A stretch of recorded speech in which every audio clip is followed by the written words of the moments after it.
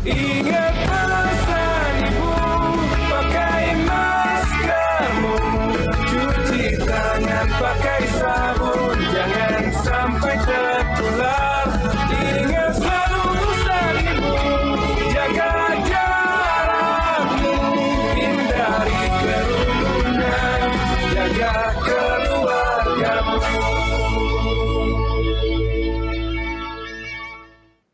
Halo pemirsa, selamat siang. Gimana kabarnya hari ini? Semoga tetap sehat dan juga tetap semangat ya dalam beraktivitas. Senang sekali saya Egit Hapsari bisa menemani Anda semua siang hari ini dalam perbincangan dengan tema Cegah COVID-19 pada orang dengan komorbid yang disiarkan secara langsung dari Media Center Satuan Tugas Penanganan COVID-19 Graha BNPB Jakarta. Pemirsa, pemilik komorbid atau penyakit bawaan yang termasuk dalam kelompok yang rentan menerima efek parah terinfeksi corona. Di beberapa daerah, 90% kematian seperti Jawa Tengah, Jawa Timur, dan Sulawesi Selatan disebabkan oleh komorbid. Karena itu, masyarakat dengan komorbid dianjurkan lebih waspada dan disiplin menerapkan adaptasi kebiasaan baru agar terhindar dari penyakit COVID-19. Namun seperti apa pola hidup dan kebiasaan baru agar orang dengan komorbid ini terhindar dari COVID-19? Telah hadir siang hari ini di studio Dr. Chandra Wiguna, SPPD, dokter spesialis penyakit dalam. Selamat siang Dr. Chandra. Selamat siang, baik. Apa kabar? Baik, terima kasih. Baik. Dan narasumber kedua yang sudah hadir bersama kita di studio ada Bapak Turo Wongkaran, PhD, Tim Pakar Satgas COVID-19, bidang perubahan perilaku dan juga Kepala Lembaga Demografi FEB Universitas Indonesia. Halo, selamat siang Pak Turo. Selamat siang, Mbak Egit. Gimana kabarnya, sehat juga ya? Terima kasih. Sehat Mudah-mudahan Mbak Egit juga. juga sehat. Iya, alhamdulillah sehat semua ya Pak Turo. Nah pemirsa, sebelum memulai perbincangan kali ini, sebagai informasi, kondisi studio telah disanitasi, mikrofon yang kami gunakan juga sudah didisinfeksi dan kami juga senantiasa menjaga jarak seperti yang terlihat. Talk show ini juga memperhatikan protokol kesehatan dan ditujukan untuk semua kalangan. Namun sebelum kita memulai diskusi, yuk kita gunakan hand sanitizer terlebih dahulu. Silakan Pak Turo dan Dr. Chandra.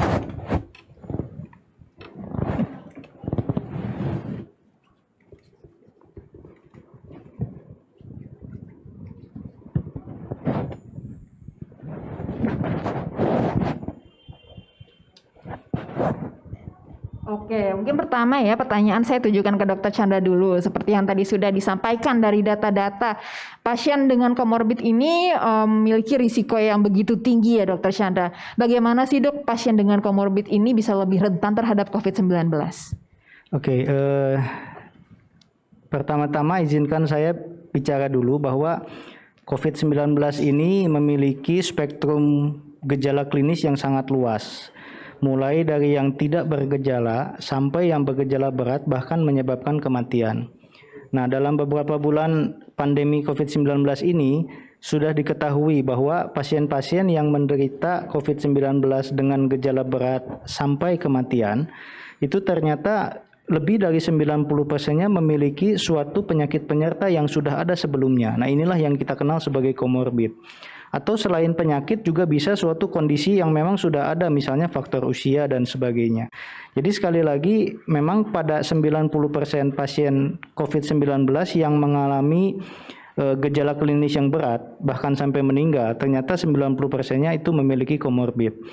Nah, setiap komorbid ini dapat membuat gejala klinisnya menjadi berat karena beberapa hal. Yang pertama, misalnya pada tadi faktor usia, tentu dengan usia yang sudah lanjut, daya tahan tubuh dia akan cenderung lebih rendah daripada yang usianya lebih muda. Kemudian ada penyakit-penyakit seperti hipertensi, seperti diabetes, yang membuat juga daya tahan tubuhnya menjadi lebih rendah daripada yang tidak menderita diabetes maupun darah tinggi. Lalu ada juga penyakit-penyakit seperti penyakit kardiovaskular atau jantung dan pembuluh darah, di mana seseorang itu sudah mengalami gangguan jantung dan juga mungkin paru, yang kemudian menyebabkan fungsi organnya, fungsi jantungnya, fungsi parunya tentu sudah menurun dibandingkan dengan yang belum mengalami penyakit tersebut. Nah, hal-hal inilah yang kemudian dapat meningkatkan derajat beratnya sakit pada COVID-19 dan meningkatkan angka kematian pada penderita COVID-19 ini. Oke, coba mungkin bisa dikatakan seseorang dengan penyakit bawaan atau komorbid ini terinfeksi penyakit COVID-19. Gejala klinis apa yang kiranya timbul dengan terhadap pasien yang mempunyai komorbid ini, Dok? Oke, secara umum COVID-19 gejalanya kan memang bervariasi, tadi sudah saya katakan. Dari mulai yang tidak bergejala sampai yang bergejala berat. Nah, pada yang memiliki komorbid atau penyakit penyerta, misalnya hipertensi, tadi penyakit jantung, paru, ginjal, dan sebagainya, dia akan lebih mengalami gejala-gejala yang berat. Dalam hal ini adalah terutama gejala sesak nafas. Jadi sesak nafas yang dapat berakibat pada kegagalan nafas di mana dia butuh oksigen, bahkan sampai butuh alat bantu nafas, ventilator, bahkan ya sampai meninggal, itu lebih banyak didapatkan pada seseorang yang memiliki komorbid. Kalau yang tidak memiliki komorbid, biasanya gejalanya lebih ringan, hanya gejala umum, misalnya dia demam, kemudian dia ada sakit-sakit sendi, kemudian dia mungkin ada batuk yang ringan dan sebagainya. Oke, nah seperti yang disampaikan Dr. Chandra tadi, Pak Turo, kan orang dengan komorbid atau penyakit bawaan ini kan cukup rentan terhadap penyakit COVID-19. Nah, dari segi perubahan perilaku, ini perubahan apa saja yang harus dilakukan oleh orang-orang yang mempunyai penyakit bawaan, Pak Turo? Baik, terima kasih, Mbak Ikit. Jadi, orang baik yang mempunyai komorbid ataupun enggak, memang semua harus melakukan protokol kesehatan, ya, merubah perilaku kita. Nah, ada 3 hal yang biasanya kita sebut dengan iman, kemudian imun, dan aman. Jadi kalau iman itu berkaitan dengan dari dalam kita sendiri, berhubungan dengan yang Maha Esa, ya, dengan Tuhan. Dari situ diharapkan kita juga bisa mendapatkan ketenangan hati, karena itu penting.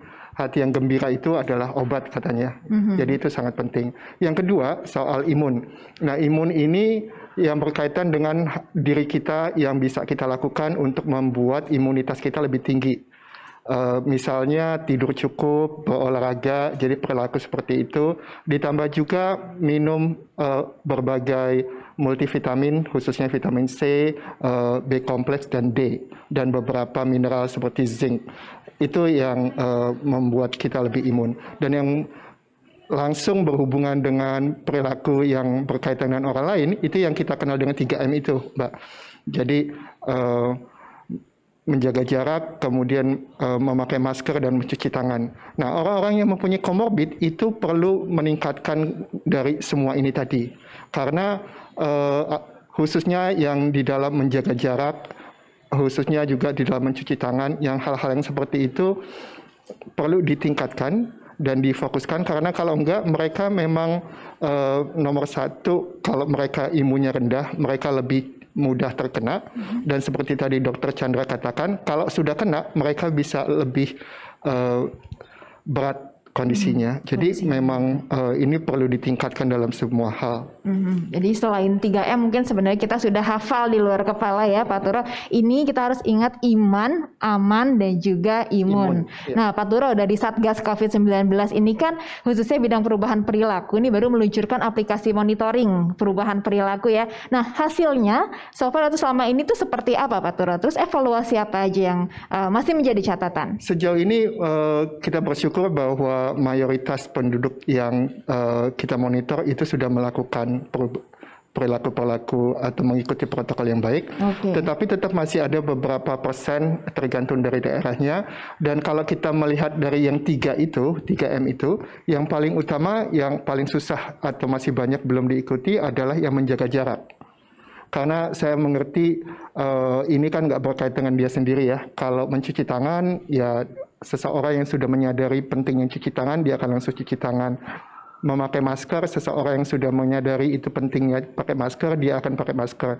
Tapi kalau jaga jarak, itu kan tergantung nggak cuma dia, tapi juga orang lain.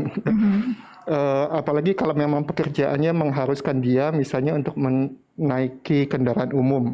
Itu kan artinya satu sama lain harus mengerti. Nah, ini nggak bisa nggak cuma satu orang, tapi memang setiap orang perlu memahami hal ini. Jadi menjaga jarak ini dan menjauhi kerumunan ini yang nggak cuma penting, tetapi juga sebenarnya efektivitasnya paling tinggi.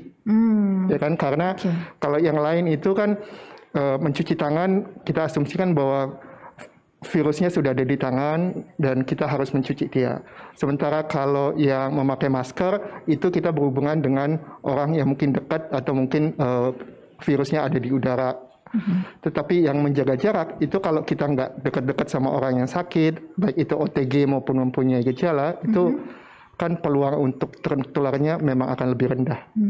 Justru ini kan yang menjaga jarak sebetulnya yang lebih mudah ya, yang lebih mudah dilakukan harusnya ya Pak Turo. Karena kalau memakai masker kita perlu memakai masker, menggunakan hand sanitizer atau cuci tangan kan perlu gerakan tertentu. Ini sebenarnya menjaga jarak tinggal mundur aja ya, aware aja. Tapi susahnya kan menjaga jarak ada nomor satu memang secara struktural dia nggak bisa jaga jarak gitu ya, karena orang-orang lain selalu dekat sama dia. Terus yang kedua, orang Indonesia itu kan suka menjaga perasaan ya, gitu. Kita sangat jarang kita akan bilang maaf ya jangan deket-deket saya gitu ya. Takut menyinggung perasaan orang kan. Sebenarnya kalau di luar negeri, I'm sorry, we have to keep our distance itu nggak apa-apa gitu. Tapi di sini nggak selalu begitu. Padahal kita sekarang ini dalam kondisi seperti ini harus memposisikan diri dan orang lain sebagai OTG ya Pak Turo. Nah oke, saya ke Dokter Chandra lagi dok. Bagi orang-orang yang memiliki komorbid atau penyakit bawaan ini, langkah antisipatif apa saja yang harus dilakukan supaya terhindar dari COVID-19?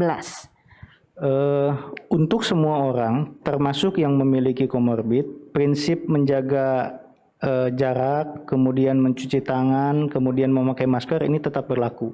Jadi ini tetap menjadi kunci daripada pencegahan penularan. Nah, tetapi pada orang-orang yang sudah memiliki penyakit penyerta atau komorbid ini, karena dia lebih rentan, ya dia harus mengusahakan bisa lebih, dan kemudian dia juga dianjurkan untuk bisa mengendalikan penyakit penyerta ini. Jadi misalnya kalau dia memang menderita hipertensi, ya diharapkan dia bisa berkonsultasi dengan dokternya, kemudian kalau perlu minum obat darah tinggi penurun tensi sampai mencapai target tensi yang diinginkan. Demikian dengan misalnya diabetes, jadi dia minum obat sampai diabetesnya terkendali gulanya. Kemudian jantung juga demikian, dia diharapkan bisa berkonsultasi dengan dokternya. Pada saat ini memang banyak pasien yang khawatir atau takut datang ke rumah sakit karena dianggap rumah sakit ini banyak virusnya, padahal sebetulnya di mana saja banyak. Nah, untuk ini ya udah ada usaha-usaha ataupun terobosan-terobosan yang kita sudah lakukan. Dalam hal ini kita ada layanan telemedicine, jadi di mana dia bisa berkonsultasi dengan dokternya untuk mengenai dosis obat dan seterusnya. Memang kelemahan telemedicine adalah tidak bisa dilakukan pemeriksaan secara fisik. Tetapi pada beberapa kasus memang yang diperlukan hanya sekedar konsultasi, terutama untuk dosis tadi. Kadang-kadang perlu dinaikkan atau perlu diturunkan dan sebagainya. Oke, jadi bagi orang-orang yang memiliki penyakit bawaan ini justru harus tetap konsultasi, tetap mengendalikan penyakitnya, jangan mundur untuk rumah sakit ya. Yes. Kalau konsultasi online itu seperti itu cukup efektif nggak sih dok? Ya tadi seperti saya katakan, pada banyak kasus itu efektif. Jadi dia bisa berkonsultasi, dia bisa menunjukkan hasil laboratorium misalnya ke dokternya, lalu dengan hasil seperti ini apa yang harus dia lakukan, obat apa yang harus dia pilih, obat apa yang harus dihentikan dan sebagainya. Walaupun pada beberapa kasus memang tidak bisa, tetap diperlukan tatap muka langsung, pemeriksaan secara fisik. Tapi lagi-lagi itu ada manfaatnya pada banyak pasien dengan komorbid tadi. Dengan komorbid tadi ya. Oke, saya ke Pak Turo nih. Pak Turo, agar kita semua atau khususnya orang dengan penyakit bawaan ini tidak tertular COVID-19, yang terpenting itu kan melakukan pencegahan ya Pak Turo sebetulnya. Nah, tapi perilaku seperti apa sih Pak yang wajib dirubah dan juga secara disiplin ini diterapkan supaya komorbid ini terhindar dari penyakit COVID-19? Baik, nomor satu itu seperti tadi Dokter Chandra katakan, mereka yang mempunyai komorbid biasanya juga berhubungan dengan faktor-faktor lain yang mudah untuk kita identifikasi. Yang pertama tentu adalah usia.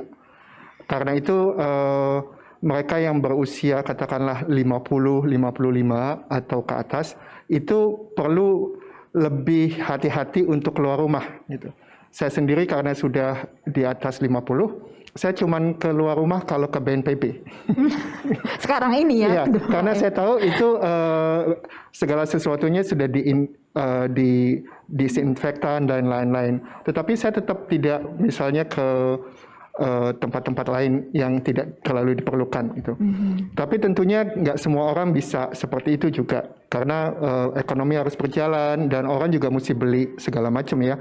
Jadi kalau memungkinkan itu segala sesuatu yang tadi kita sudah diskusikan, 3M, kemudian imun, aman, itu harus lebih lagi untuk orang-orang komorbid dan mengerti dirinya. Itu sendiri yang juga kadang-kadang orang nggak tahu ya, bahwa oh iya saya punya hipertensi atau enggak ya, saya punya diabetes apa enggak ya, itu juga belum tentu semua orang tahu masalahnya. Betul, itu kan jadi nggak terlihat ya gitu penyakit bawaan ini ya Pak Turo. Satu hal yang mungkin menarik untuk di-highlight dari yang Pak Turo sampaikan tadi, hati yang gembira adalah obat yang paling manjur, termasuk untuk menangani atau menyembuhkan penyakit COVID-19 ini. Nah, misalkan ada seorang pasien komorbid yang terinfeksi COVID-19, perilaku apa yang harus dilakukan supaya menjaga hati tetap gembira dan juga pikiran tuh tetap positif? Nomor satu ya tentu sebagai orang beragama kita banyak berdoa, banyak mengingat bahwa apapun yang terjadi itu tidak di luar kehendak Dia ya. Yang nomor dua adalah kita mesti ingat bahwa kalau kita sedih itu atau kita stres itu menurunkan imunitas kita, sehingga membuat diri gembira itu juga adalah bagian dari itu. Nah, masalahnya itu kan kalau kita di dalam kondisi PSBB sekarang ini itu banyak yang mengalami cabin fever itu ya. Cabin fever itu menjadi mereka yang komorbid atau enggak itu stres, kemudian kalau bahasa Indonesianya itu baper ya. Baper. Bawa perasaan apa-apa gitu, kesenggol sedikit marah gitu. Atau kalau dalam hal makan kedua ekstrim, entah nggak mau makan atau makan kebanyakan. Begitu juga tidur, dua ekstrim, entah itu insomnia nggak bisa tidur atau tidur kebanyakan gitu. Nah, itu perlu diperhatikan. Jadi untuk membuat hati yang gembira itu selain memang menyerahkan kepada Tuhan, juga memastikan bahwa dia mempunyai beberapa target misalnya. Ini untuk mempermudah dirinya, bahwa dirinya itu tetap penting, bahwa dia itu tetap harus hidup. Dan yang lainnya juga yang sangat penting itu adalah memastikan bahwa dia tetap berhubungan dengan orang lain. Itu jadi walaupun dia jangan ansos gitu ya, ansos, gitu, ya, karena bahaya itu. Dan itu juga menurunkan imun dia sendiri kalau gitu. Tentunya bersosialisasi sesuai protokol yang berlaku ya. Kan sekarang bisa video call, ya, bisa chatting ya. Karena teknologi juga udah maju ya. Nah, oke Dokter Chandra, kalau kita bicara data yang dilansir dari covid.go.id, 12,9% penyerta penderita COVID-19 ini kan hipertensi.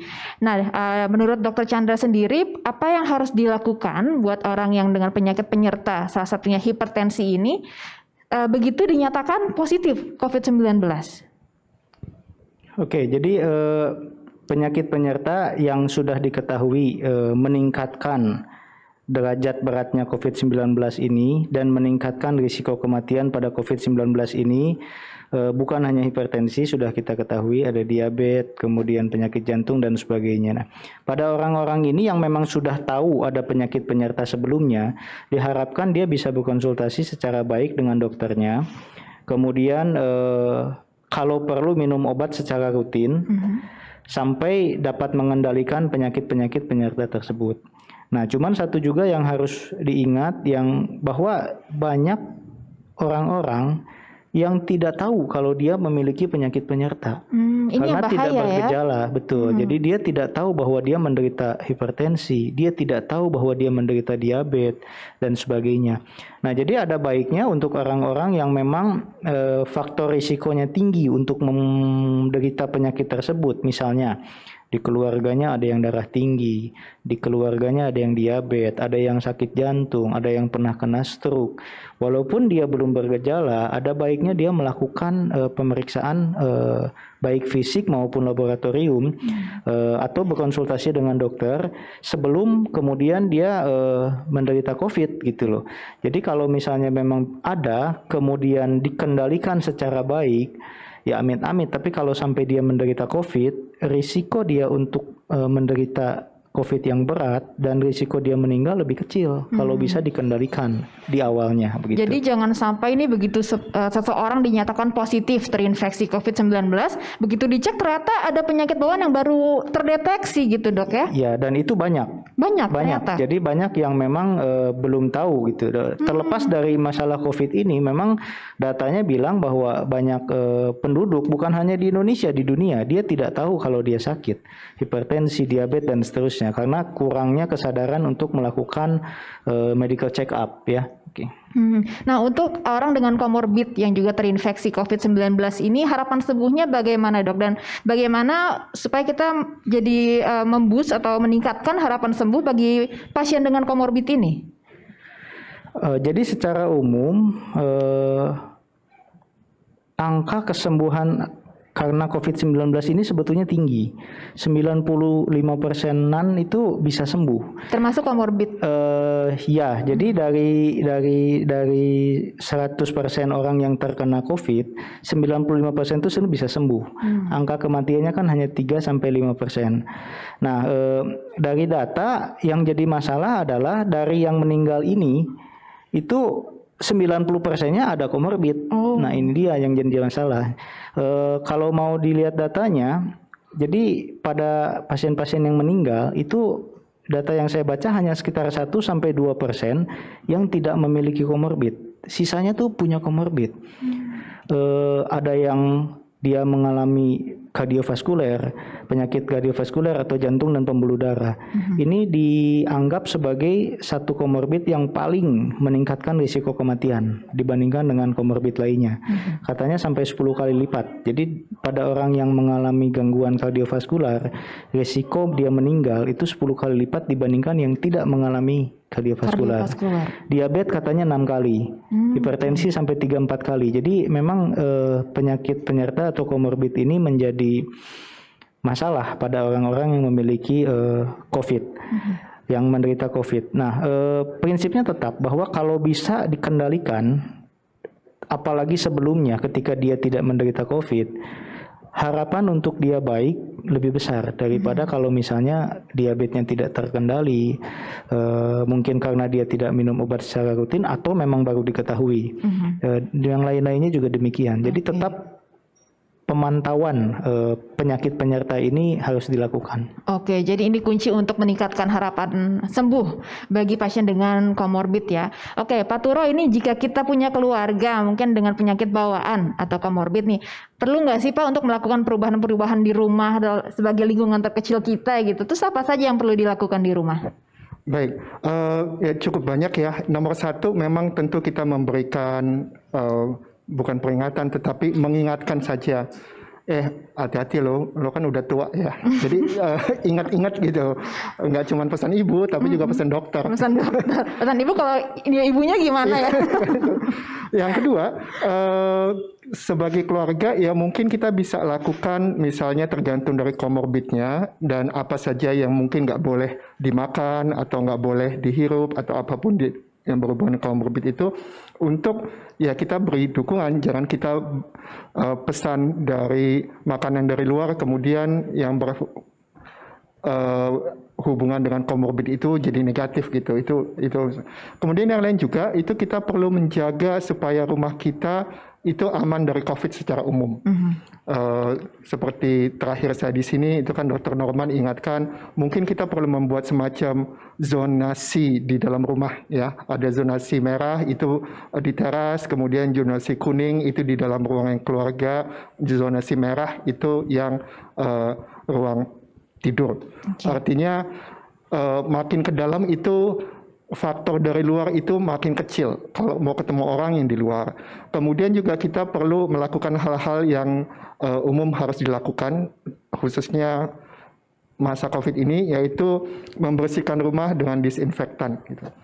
Disinfektan nggak harus mahal, kita bisa pakai bleach atau pemutih gitu ya, dicampur 1,5 sendok makan dengan 1 liter, kemudian memastikan bahwa semua permukaan-permukaan yang virusnya itu bertahan lama itu selalu kita lap atau kita bersihkan. Misalnya doorknob gitu ya. Kemudian pintu gitu. ya pegangan pintu. Jadi hal yang kayak berhubungan terbuat dari kaca itu bisa 3 hari. Virusnya di situ. Ya, mentok di situ. Kemudian yang pegangan pintu itu bisa 5 hari gitu. Nah, yang kayak gini-gini yang perlu kita lakukan, termasuk juga kalau kita menerima paket. Itu dia. Nah, itu yang sering kali kita lupa ya, karena semua kan langsung masuk aja. Padahal paketnya itu sendiri sedapat mungkin kita bisa, kalau di rumah saya ada kayak semprotan semacam ini. Jadi pastikan disemprot di luarnya ya. Kalau makanan juga kita harus pastikan bahwa bungkusannya itu, makanannya karena udah disiapkan dengan temperatur yang tinggi biasanya aman, tetapi bungkusannya itu yang kita harus hati-hati. Gitu, apalagi paket atau belanjaan online gitu kan pasti kan udah berpindah tangan berapa kali itu ya Pak Turo. Begitu juga dengan kalau kita belanja dari supermarket itu buahnya harus dicuci ekstra ya Pak? Ya, jadi di rumah saya biasanya karena ya kebetulan itu memang aman, jadi saya diamkan dulu kalau datang dos gitu 1 hari paling enggak di luar, kecuali makanan ya, di teras, baru kemudian besoknya saya buka gitu. Yang satu lagi yang mungkin belum banyak yang ngomongin adalah plastik itu membuat virusnya bertahan di plastik 3 hari. 3 hari? Nah, masalahnya orang Indonesia dibanding dengan yang lain itu sangat suka menggunakan selotip. Selotip dan bungkus plastik gitu. Bubble wrap seakan-akan itu aman, padahal justru enggak. Kertas lebih aman. Dalam pengertian kertas itu hanya sekitar kertas yang biasa ya, bukan kertas yang mengkilat. Karena kertas mengkilat ya sama aja, itu bisa 3 hari lebih. Karena ada plastiknya juga kertas yang mengkilat. Tapi kalau kertas biasa itu dalam 1 hari jadi dos itu bisa hilang, atau mungkin kalau misalnya kondisi-kondisi tertentu nggak terlalu lama hilang. Tapi plastik termasuk selotip itu bisa 3-5 hari. Jadi menggunakan kertas ini juga bisa menjadi upaya untuk yang ramah lingkungan ya, lebih ramah lingkungan dan juga aman dari COVID. Nah itu 2 atau benefitnya ya. Oke, Dokter Chandra punya nggak sih tips-tips buat kita semua sebagai dokter khususnya spesialis penyakit dalam untuk mencegah orang dengan penyakit bawaan terinfeksi dari COVID-19? Pada saat ini rasanya semua orang sudah tahu bahwa kuncinya memang di pencegahan. 3M harus dilakukan setiap saat. Kita tidak boleh lupa itu. Nah, pada pasien-pasien yang punya komorbid, silahkan berkonsultasi dengan dokternya, kendalikan komorbidnya untuk mengurangi risiko dia terkena penyakit yang berat. Nah, satu hal yang mau saya angkat mungkin justru saran untuk orang yang tidak punya komorbid. Jadi jangan merasa bahwa saya anak muda, saya sehat, saya tidak sakit, saya tidak takut kena COVID. Karena apa? Dia bisa saja tidak bergejala atau bergejala ringan dan mungkin kemudian sembuh. Tapi jangan lupa, sangat mungkin dia akan berkontak dengan keluarganya.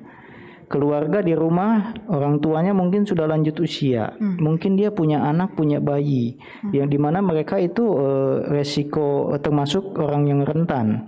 Jadi sekali lagi tetap kuncinya di pencegahan, menjaga jarak, memakai masker, mencuci tangan, ini untuk semua orang.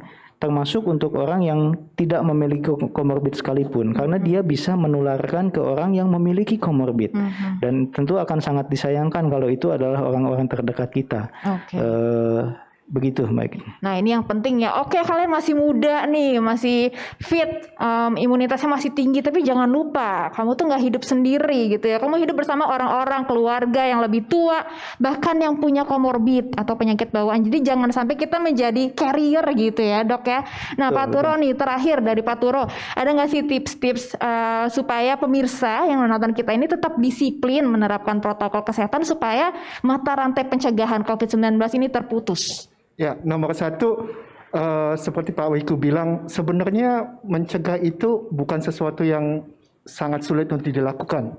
Karena begitu banyak virus-virus lain yang jauh lebih mengerikan yang bisa bertahan. Tetapi kita harus melakukan pencegahan itu. Tips saja yang sangat mudah untuk dipikirkan. Saya selalu memikirkan bahwa COVID itu virusnya seperti grease atau seperti lemak gitu ya. Jadi lemak itu kan kalau kita cuma cuci tangan pakai air, cuci piring misalnya pakai air, itu kan nggak hilang ya. Tetapi kalau pakai sabun itu hilang. Karena struktur kimia di dalamnya itu mirip-mirip itu di dalam COVID ataupun lemak itu. Sehingga selalu kita pikir dan apapun yang kita pegang, kan kita sering nonton entah itu di sosial media atau yang lainnya yang warna ungu itu ya, kayak kalau kita memegang sesuatu kemudian warna ungunya pindah gitu ya. Ingat aja itu terus, dan selalu ingat untuk menghindari warna ungu itu kita harus cuci tangan, kita harus jaga jarak, kita harus pakai masker. Oke, selain ingat 3M, ingat iman, aman, imun ya Pak Turo. Makasih banyak Pak Turo atas tips-tipsnya dan wejangan-wejangannya, begitu juga dengan Dr. Chandra. Semoga kita sehat semua untuk memutus rantai penyebaran COVID-19. Nah pemirsa, tiba saatnya kita di penghujung acara. Semoga bincang-bincang ini juga bisa bermanfaat ya buat kita semua. Jangan lupa untuk selalu melakukan protokol 3M, memakai masker dengan benar, menjaga jarak dan menghindari kerumunan, serta mencuci tangan pakai sabun dan air yang mengalir. Ingat juga pesan Ketua Satgas COVID-19 Bapak Doni Monardo, apa yang kita lakukan agar disiplin, patuh memakai masker, menjaga jarak, menghindari kerumunan, serta mencuci tangan belum sebanding dengan beratnya perjuangan dokter dan juga tenaga kesehatan yang merawat pasien di rumah sakit. Mereka yang mengabaikan protokol kesehatan sehingga menimbulkan korban jiwa bukan hanya dimintai pertanggungjawaban di dunia tapi juga di akhirat. Oke, saya akhiri talk show kita siang hari ini. Saya Egit Hapsari bersama tim yang bertugas dan para narasumber kita siang ini pamit undur diri. Selamat siang dan sampai jumpa.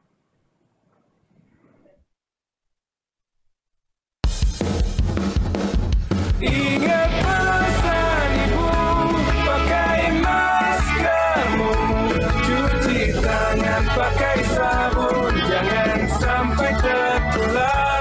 Ingat selalu pesan ibu, jaga jarakmu, hindari kerumunan, jaga keluargamu.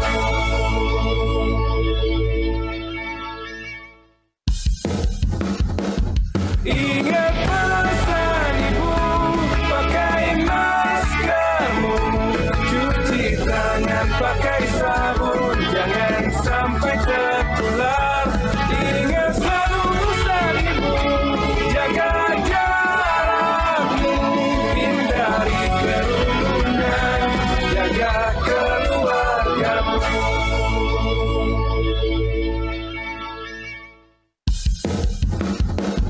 Ingat